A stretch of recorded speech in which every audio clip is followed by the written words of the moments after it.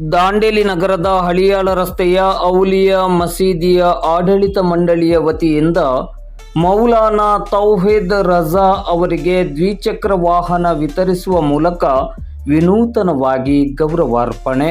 ದಾಂಡೇಲಿ ನಗರದ ಹಳಿಯಾಳ ರಸ್ತೆಯ ಔಲಿಯಾ ಮಸೀದಿಯಲ್ಲಿ ಪವಿತ್ರ ರಂಜಾನ್ ತಿಂಗಳಲ್ಲಿ ನಿರಂತರವಾಗಿ ಪ್ರತಿದಿನ ರಾತ್ರಿ 9 ಗಂಟೆಯಿಂದ 10 ಗಂಟೆಯವರೆಗೆ ಕುರಾನ್ ಗ್ರಂಥವನ್ನು ಕಂಠಪಾಠ ಮಾಡಿ ಅದನ್ನು ಸವಿಸ್ತಾರವಾಗಿ ವಿವರಿಸುವ ಮಹತ್ವದ ಸೇವೆಯನ್ನು ನೀಡಿದ ಧರ್ಮಗುರು ಮೌಲಾನಾ ತೌಹೀದ್ ರಜಾ ಅವರಿಗೆ ಔಲಿಯಾ ಮಸೀದಿಯ ಆಡಳಿತ ಸಮಿತಿ ವತಿಯಿಂದ ಕೃತಜ್ಞತಾಪೂರ್ವಕವಾಗಿ ಎಲೆಕ್ಟ್ರಿಕ್ ದ್ವಿಚಕ್ರ ವಾಹನವನ್ನು ವಿತರಿಸುವ ಮೂಲಕ ವಿನೂತನ ರೀತಿಯಲ್ಲಿ ಗೌರವಿಸಲಾಯಿತು.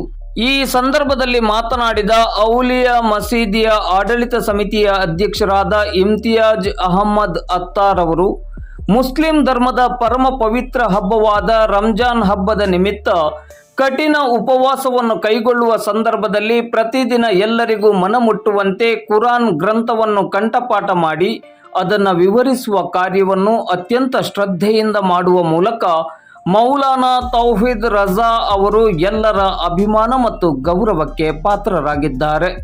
ಮುಸ್ಲಿಂ ಧರ್ಮದ ಆಚರಣೆ ಮತ್ತು ನಡವಳಿಕೆಯ ಕುರಿತಂತೆ ಮನಮುಟ್ಟುವ ರೀತಿಯಲ್ಲಿ ತಿಳಿಸಿಕೊಟ್ಟಿದ್ದಾರೆ. ಅವರ ಈ ಸೇವೆಯನ್ನು ಗೌರವಿಸಬೇಕಾಗಿರುವುದು ನಮ್ಮ ಆದ್ಯ ಕರ್ತವ್ಯ. ಈ ನಿಟ್ಟಿನಲ್ಲಿ ನಮ್ಮ ಆಡಳಿತ ಸಮಿತಿಯವರ ವತಿಯಿಂದ ಸಣ್ಣ ಉಡುಗೊರೆಯನ್ನು ಈ ಮೂಲಕ ನೀಡುತ್ತಿದ್ದೇವೆ. ಮುಂದಿನ ದಿನಗಳಲ್ಲಿಯೂ ಕೂಡ ಇವರ ಸೇವೆ ನಿರಂತರವಾಗಿ ಮುಂದುವರಿಯಲಿ ಎಂದರು.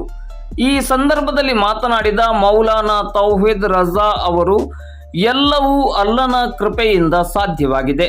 ನಾನು ನಿಮಿತ್ತ, ಆದರೆ ಅಲ್ಲನ ಪ್ರೇರಣೆಯಿಂದಾಗಿ ಕುರಾನ್ ಕಂಠಪಾಠವನ್ನು ಮಾಡಿ ವಿವರಿಸಿರುತ್ತೇನೆ.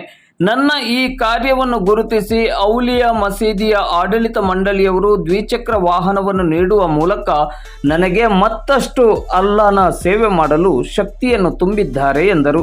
ಈ ಸಂದರ್ಭದಲ್ಲಿ ಔಲಿಯಾ ಮಸೀದಿಯ ಆಡಳಿತ ಮಂಡಳಿಯ ಉಪಾಧ್ಯಕ್ಷರುಗಳಾದ ರಾಜೇಸಾಬ್ ಅತ್ತಾರ್ ಮತ್ತು ರಫೀಕ್ ಹುದ್ದಾರ್, ಪ್ರಧಾನ ಕಾರ್ಯದರ್ಶಿ ರಾಜೇಸಾಬ್ ಸುಂಕದ್ ಹಾಗೂ ಸಮಿತಿಯ ಸದಸ್ಯರು ಮತ್ತು ಮುಸ್ಲಿಂ ಧರ್ಮ ಬಾಂಧವರು ಉಪಸ್ಥಿತರಿದ್ದರು.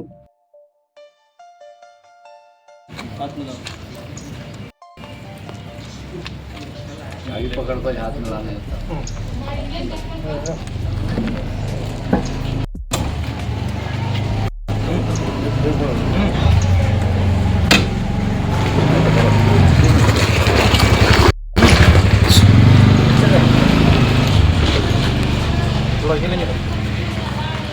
सब कवर करना आया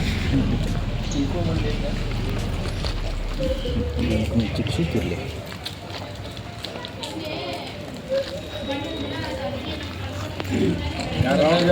ऊपर संकल्प जरा